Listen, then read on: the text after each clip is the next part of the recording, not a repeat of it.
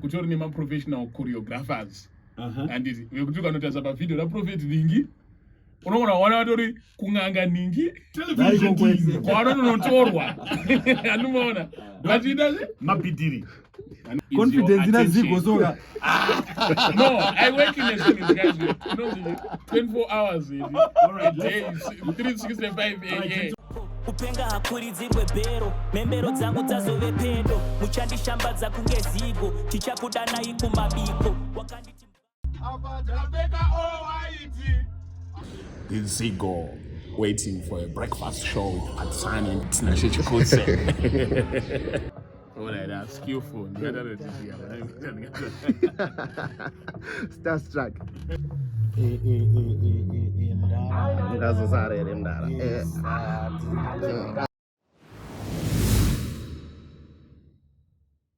27 minutes before 9 a.m. is our time right here on Kapi Talk 100.4 FM. Harare Sadbeats. Just appreciating your presence on our WhatsApp platform. Good morning to you, Snow White driver. You say, I'm listening to Kapi Talk. Thank you so much for that. Morning to Prophet Kudakwashe Manyaidze from Eastview. Prophet is it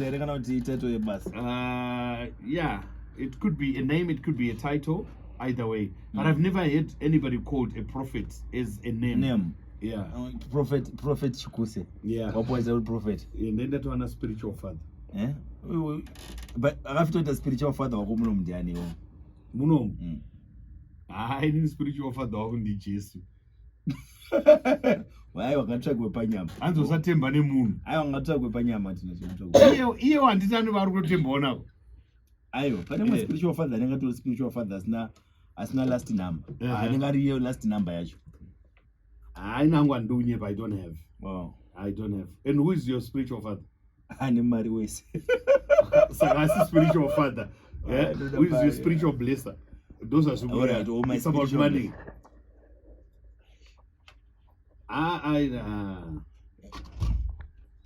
Una sha. Abana. Yeah, so last week Shumba promised that I take it in final with the Father Zigo. Last week I know, but fortunately Nazat in the repo. Yeah.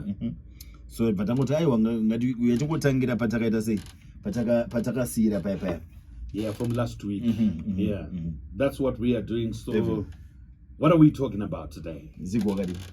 Yeah, Gribo, I mean weapon ishi. Alright, I'm going to okay. Alright, so we're gonna put the volume for you now. Okay. Bo? Okay. It's coming up. Okay. Let's see what we can do. So no spend ngweka wanda uri busy pa nyaze church. So I wanted to bring church pa program baby. And that there's just person so gonna shanda na and fatona Zigo. Yes. So tinama topics that to dog bata na Zigo and we want to tiavula my phone. Tichinzwa vanhu kuti vari kutichi. No problem. So Kapi Talk ndiye munhu wese ndo tinovhura mafoni tichinzwa maopinion evanhu kuti vari kutichi vari kubvumira nezvekutaura naZigo. So topic yatinoda kutanga nayo nhasi Zigo pane zvatakataura Shumba tosangana ipi. Let's begin by talking about miracles. There are a lot of miracles that we get to see happening around. Pautotanga miracles ndakaona mumwe mufundisi City Sports on Sunday achisvinudza bofu. Yeah, are these real miracles or these are just a fake and dramatized miracles happening? The only way to confirm with the real miracle or not, they kunzwa from munhu wacho akaperform a miracle. But tinenge tine ma-aspiration akafanana nekuti munhu anosvinudzirwa kuCity Sports and ane bhaibheri, those who follow Jesus should walk as he walked. Jesu anga asingasvinudzire vanhu mostly kusynagogue kana kuchechi. Aiti achifamba akasangana nebofu muroad obva rinamatira, akasangana nevanhu panonzi paBethsaida, vamba akafanana nebaba renyatwa ndo paisvika ngirozi. Aibva aida sei haumbofu wakaona kana prophet one in the formation yeZimbabwe, kubva ichinzi Zimbabwe kana nyange ichinzi Rhodesia. Pana muprofeti mumwe chete wakamboona akasvika kunonzi kuparire nyatwa obva anamatira munhu. So we cannot deny kuti munhu anenge achiti ndanamatira munhu munhu aona kana chi. But those people who actually have those real problems, we know where they are found. and if you've got excess miracles, you can actually go there and demonstrate it there. Okay, are you doubting the power of the prophets or the church leaders with those abilities? Are you doubting the power? No, inini I don't doubt power remunhu because munhu kana chichinge ndine power anenge achiita zvakatemba. Mumwe ane power raJesu, mumwe ane power raanenge akawana, mumwe ane power rekufeka. But I'm just saying the choice kwaunochuzira kuti demonstrate here, it's not the same as Jesus did. Jesus aidemonstrate power muma street. And you couldn't say kuti afeka because aingonosangana nemunhu mustreet obva amusvinudza. Osangana nemunhu omuti enonogeza face yako kumvura achatotanga kuti kuona. Isu mamiracles anongoitirwa kuCity Sports Center, kuHICC, kuchurch. Hapana yaunomboona miracle inomboitirwa kana panzvimbo yekuti tinongoti right. Imi pamaprofesa akasvinudzwa pane one ramunoziva here. But does it mean that if we don't know them, they are not there? It just means the chances that this is fake, they are high. Okay. And you get the idea. Yeah, we are just dealing with the probability. Okay, so would it be ideal kuti titi pane bofu apa ziko tada kutusvinudza uyaiwe unge uripo? Yeah, it would be ideal. But kuti maitiro aJesu manje. Jesu anga asingaende kuchechi kunosvinudza mapofu. Aienda kwaanenge vari mapofu. Where do you find mapofu? Unowana mustreet vachibheka. Where do you find varwere? Unomuwana kuhospital. Munhu anyatsorwara chaiye anobva kuhospital uya kunonzi kuchechi.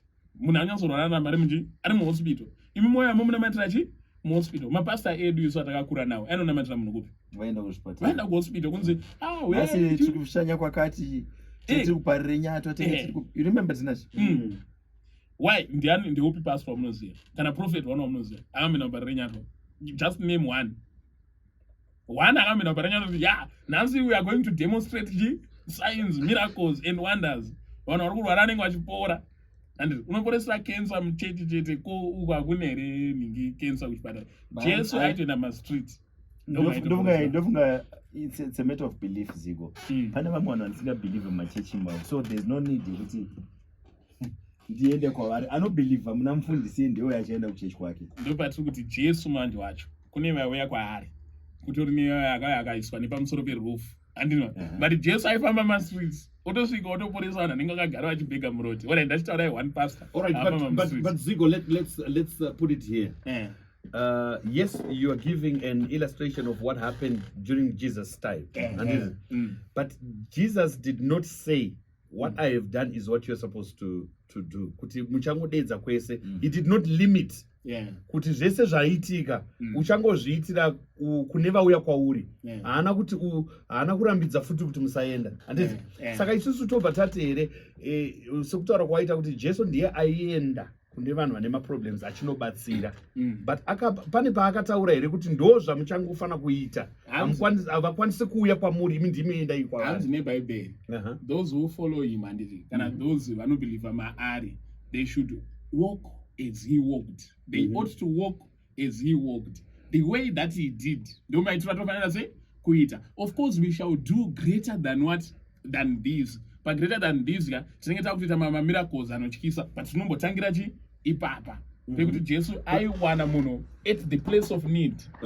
And more. Isu maprofeta tofana kuya kwaari. Iye Jesu akati akaenda mugomo kundonamata. Akakwira pagomo akaenda pake ega akanonamata. Saka zvatakuenda isusu tichinonamata muchechi zvawrong here. Hazvisi wrong, but time yakaenda Jesu mugomo akatoudza vanhu kuti ichasvika nguva nazvino yanokuwana kuti vachamunamata mweya nemuzokwadi. Hanzi munema kusatombonamata mugomo renonzi reSamaria kana kugomo remaJudha, kuti munonamatira kuJerusarema kana ichasvika nguva yekuti gomo rinenge rasina basa. You have to do it in spirit and truth, which means kutoenda kugomo kwacho it's not something chatofana kubata nyoremekeza kuita ngezvimwe zvinhu, because it's no longer that relevant and more. But it's tonamatira machechi izvezvi because that's the place yatenda choose kunamatira. But tichienda pakuita meet a person at the point of need. Jesu kwaona most of the times aisangana nevanhu kwaanenge achifamba namatira vanhu mastreet. Mukadzi yaive kubata ningi yake Jesu aitofamba bhabha akwezva nguo yake. It's not all the time yekuti vanhu maisangana naye kuchechi. So maprophets mapastor. One question Zigo and we're out. Do you believe tine mapastors nemaprophets anoita mamiracles in Zimbabwe? I believe kuti une mapastor nemaprofeta anoita mamiracles echokwadi. asi kana titori nechokwadi titori nenhema futi. Yes. So Shumba, tisapedze isusu kuti tingoti tapedza naziko tikafara mafoni panyaya tambotaura maprofesa ambopedzerana nevana vapapa.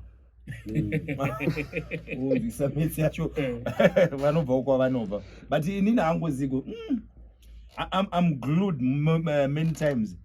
But TikTok ndiona vanoparidza vaiva malive anoitwa paFacebook. I'm glued. And zvimwe zvandotoona I'm just made to believe kuti saka kana city sports yakazara so mapenzi revanhu vese vakazadza. No, haasi mapenzi.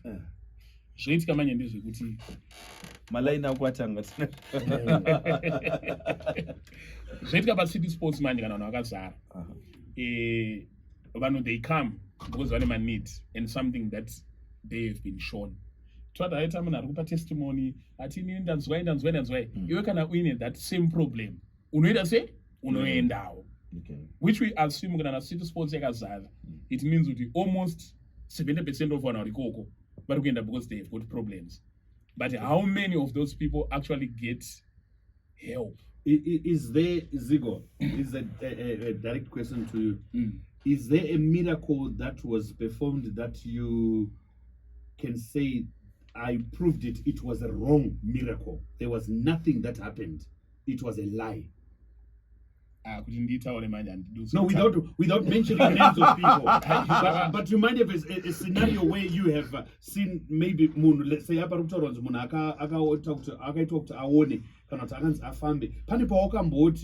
have seen something, but I proved this was wrong. But I will not mention, but don't go pay case study. Okay. In Indonesia, I will not mention the name, but let's talk about the Sunday. Muchechi momwe tinozwa about mamiracle akaitika muna 1964, 1972, 1981. And we still hold on to those miracles.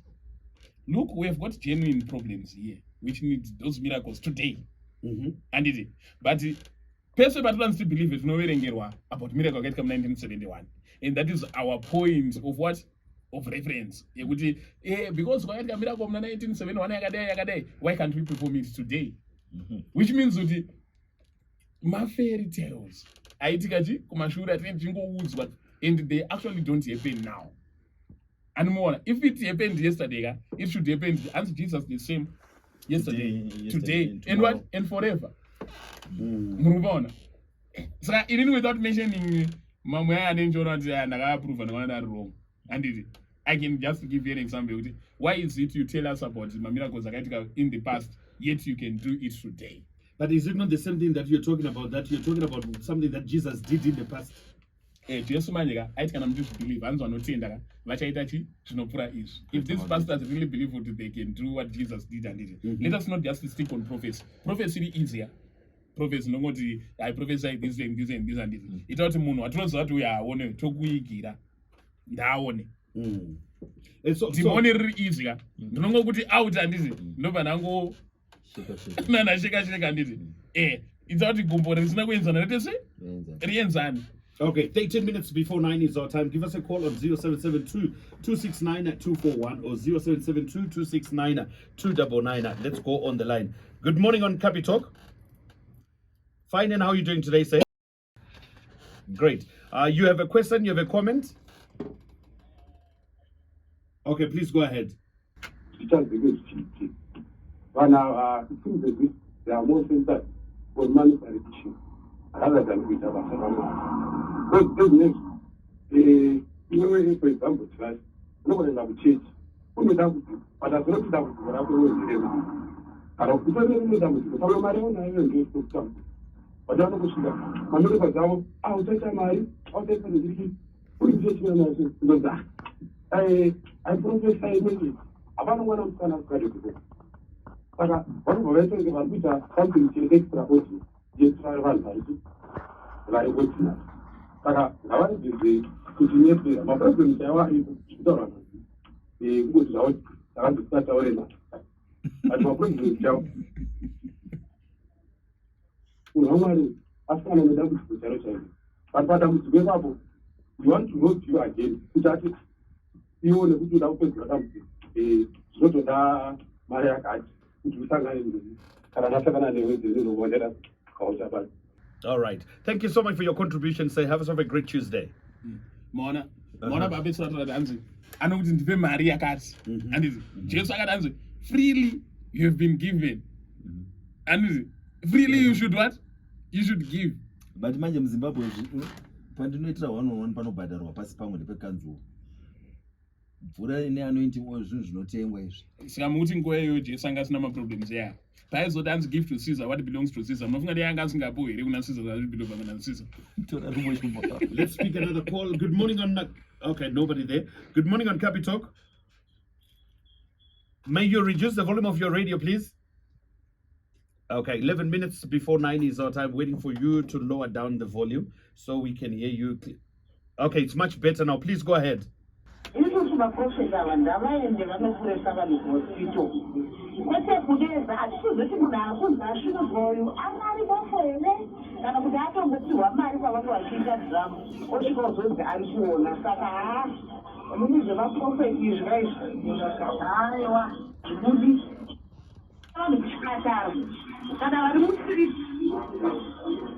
All right, thank you so much for your contribution.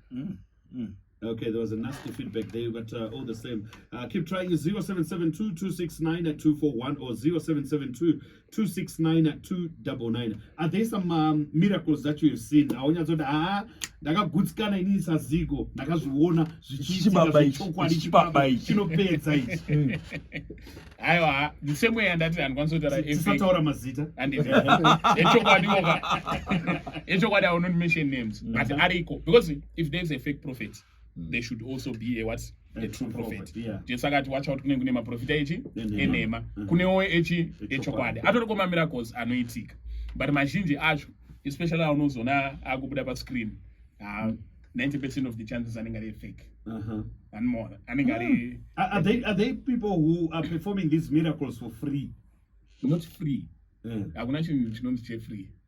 Kutori nemaprofessional choreographers and vekuti ukanotarisa pavidhio raprofeti ningi unoona wana vatori kung'anga ningi kwavanonotorwa handimaona vatiita mabhidhiri handimukona zvandiri kutaura because this is a venture, an enterprise. And is this a business? It's a business because what we want is confidence in attention. Zigo.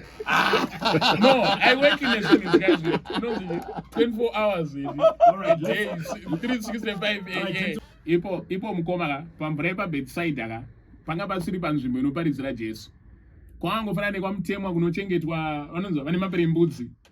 Jesu akatoenda kwamutemwa abva anoona vane maperembudzi variko kana kwati huyai mimi kucity sports ndokwanenge ndiri Zigo. Saka conclusion on this one. Toti here vaya vatambotaura nezvavo vasingakwanisi kuenda kuya havanawo faith yakafanana neuyo atindoda kuenda uko.